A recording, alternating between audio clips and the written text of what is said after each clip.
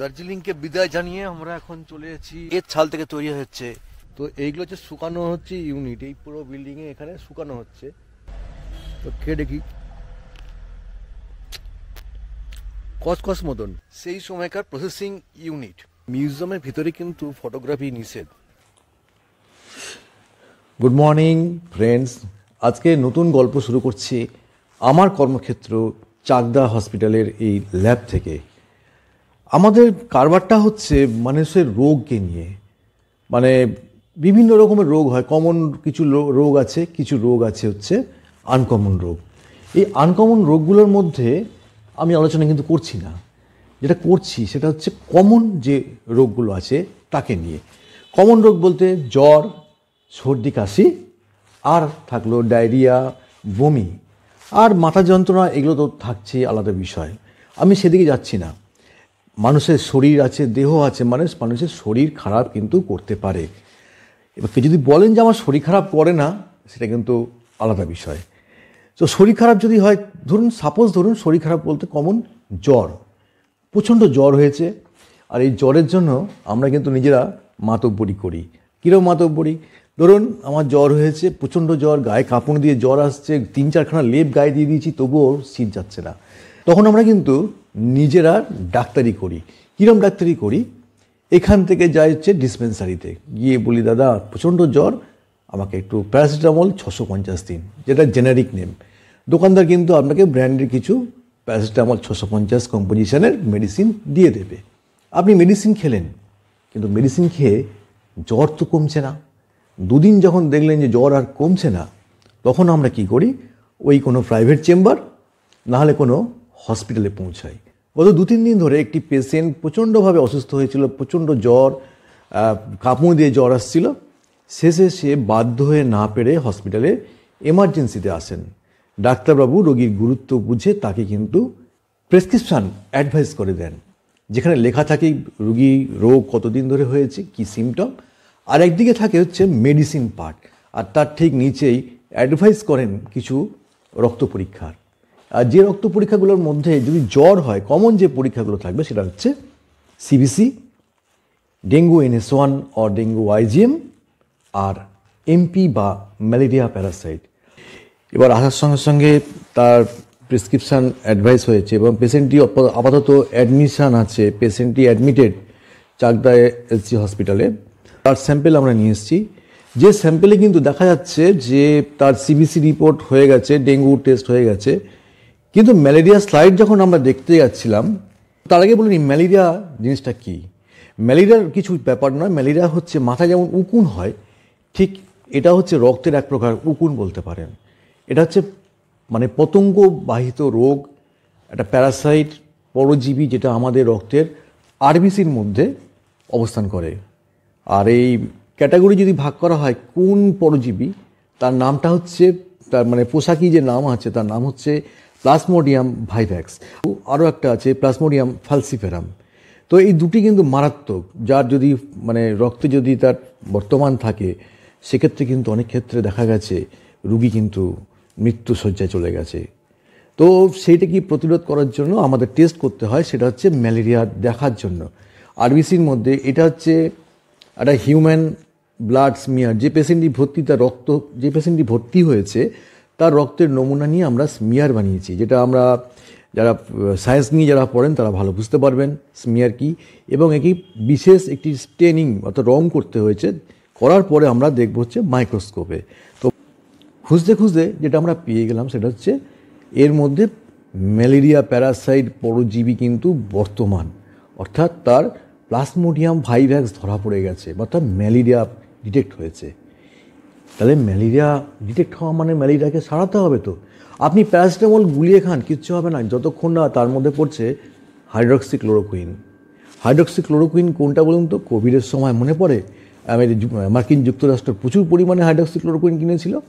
এই হাইড্রক্সিক্লোরোকুইনটা হচ্ছে ম্যালেরিয়া প্যারাসাইটের জম। প্যারাসাইটকে প্রতিষেধক হচ্ছে হাইড্রক্সিক্লোরোকুইন, কুইনাইন। এই কুইনাইনকে নিয়ে আজকের হচ্ছে আমাদের উপস্থাপনা।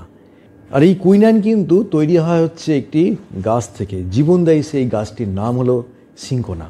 আর এই সিঙ্কোনা প্ল্যান্ট কিন্তু আমাদের দেশে অর্থাৎ আমার বাংলাতেই আছে। তো চলুন আমরা পৌঁছাই পশ্চিমবঙ্গের সেই প্রান্তে যেখানে সিনকোনা গাছ এবং কুইনাইন প্রস্তুত হয়, যার প্রোডাকশান কিন্তু হতো সেই লোকেশানে। আজ কিন্তু সেই লোকেশান বন্ধ, কারণ সিনথেটিক আপডেটেড ভার্সানের হাইড্রক্সিক্লোরোকুইন চলে এসছে, যে কারণে আর প্রয়োজন পড়ে না।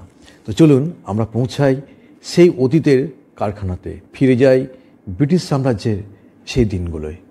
প্রেক্ষাপটে ম্যালেরিয়া।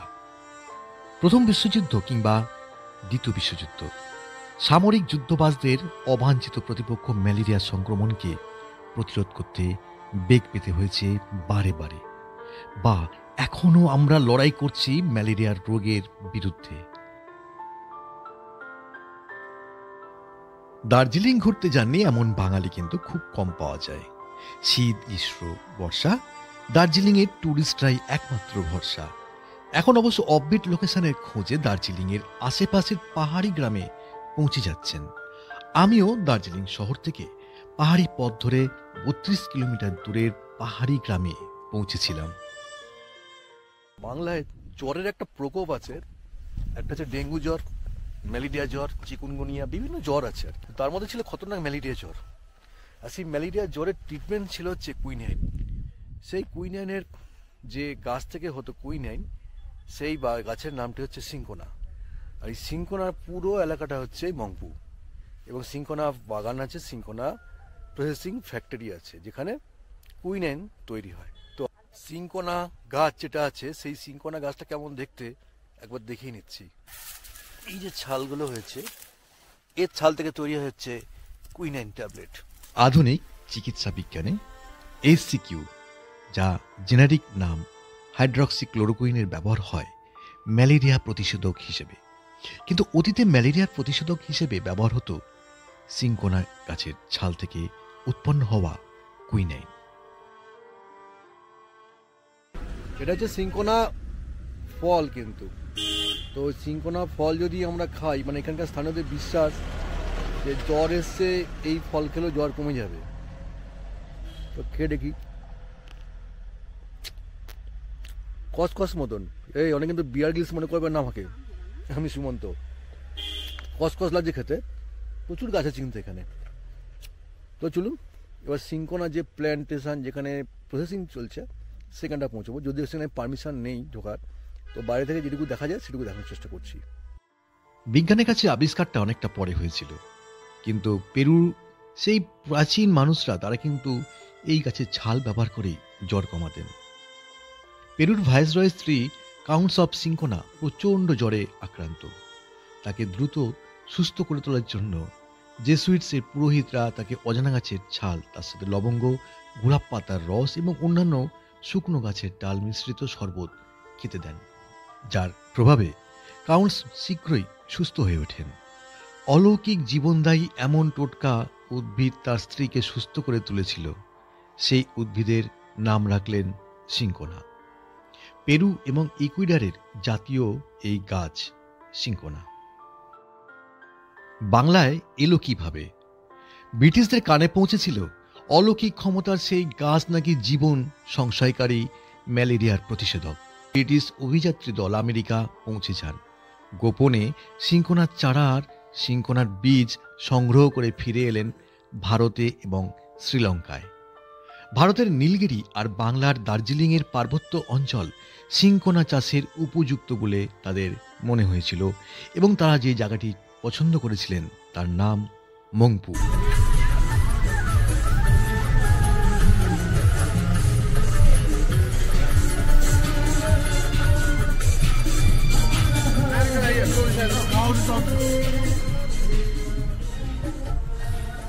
বাংলার পার্বত্য অঞ্চল সিনকোনার ব্যাপকভাবে চাষ শুরুর আগে 1864 সালে মংপুতেই প্রথম শুরু হয় এই সিনকোনা চাষ। বিপুল চাহিদার কথা মাথায় রেখে 1900 সালে 9000 একর জঙ্গল কেটে সিনকোনা চাষের বাগান তৈরি হলো। পরবর্তী সময় 1943 সালে শিটংয়ের লাটপাঞ্চারে 2446 একর জমিতে সিনকোনা চাষ হয়। সিনকোনা যে ডালগুলোকে শুকনো করা হয়, শুকনো করে নিয়ে তাকে হচ্ছে প্রসেসিং করা হয়। তো এইগুলো হচ্ছে শুকানো হচ্ছে ইউনিট, এই পুরো বিল্ডিংয়ে এখানে শুকানো হচ্ছে। তো আমি এখানে ভিতরে প্রবেশ নিষেধ আছে, ঢুকতে দেবে না কাউকে। এই একটা শুকানোর ইউনিট, আর यहाँ पर भी এই যে এখানে শুকানো চলছে।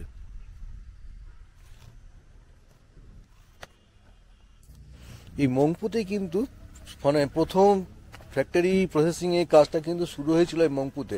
এছাড়াও আরো 4টে জায়গাতে আছে। সিঙ্কোনা চাষের পাশাপাশি সরাসরি সিঙ্কোনা থেকে কুইনাইন প্রস্তুত করার লক্ষ্য নিয়ে 1862 সালে মংপু, 1901 সালে মুনসাং, 1938 সালে রঙ্গো এবং 1943 সালে লটপাঞ্চারে গড়ে ওঠে কারখানা। মংপুর পথে হাঁটছি, এটা হচ্ছে সেই সময়কার প্রসেসিং ইউনিট।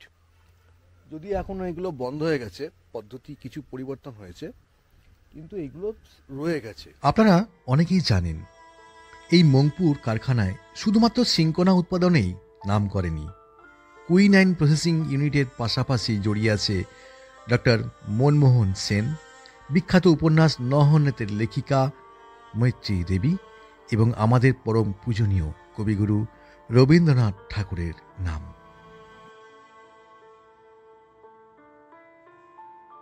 আপনারা মংপুতে ঘুরতে এলে অবশ্যই যান রবীন্দ্র ভবনে। এই রবীন্দ্র ভবন আসলে ছিল সংলগ্ন কুইনাইন কারখানার মুখ্য অধিকর্তার বাসভবন বা কুইনোলজিস্ট ডক্টর মনমোহন সেনের বাসভবন। ফুলের বাগান ঘন ঘাসে পড়বে সজ্জা বনবাসে, শ্যাওলা এসে ঘিরবে দিঘির ধার গোলায়, তখন আমায় নাইবা মনে রাখলে, তারার পানে চেয়ে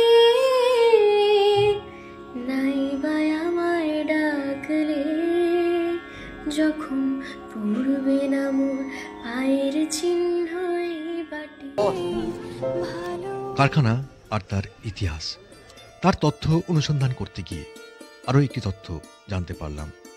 কবিগুরু তার স্নেহভাজন মৈত্রী দেবীর বাসভবনে কিন্তু প্রথমেই পৌঁছননি। তিনি প্রথমে উঠেছিলেন বা তার থাকার ব্যবস্থা হয়েছিল ব্রিটিশদের তৈরি বাংলো স্থানীয়দের কাছে সুরেল কোঠিতে। তবে ব্রিটিশদের এই একই ধাঁচে বেশ কয়েকটি বাংলো বানায়, যাদের সিরিয়াল 1, 2, 3 বলে চিহ্নিত করা হতো। অনুমান করতেই পারা যায় এই সিরিয়াল হয়ে যায় পরবর্তী সময়ে সুরেল। আজকের এই ভগ্নস্তূপ থাকা বাংলোতে বসেই কবিগুরুর কলমে লিখেছিলেন, নাম তার কমলা। দেখেছি তার খাতার উপর লেখা, কবিতার নাম ক্যামেলিয়া। মংপুতে রবীন্দ্রনাথ বা নহন্যতে মৈত্রী দেবীর আলোচনা সবাই জানেন। আজ গল্পের শেষের দিকে চলে এসেছি। আপনাদের কাছে তুলে ধরব হারিয়ে যাওয়া কুইনাইন প্রস্তুত করার কারখানা, তার ইতিকথা। হিমালয়ান এই পার্বত্য অঞ্চলে সিঙ্কোনা চাষের পথ প্রদর্শক, যার নাম না করলে এই উপস্থাপনা অসম্পূর্ণ থেকে যাবে।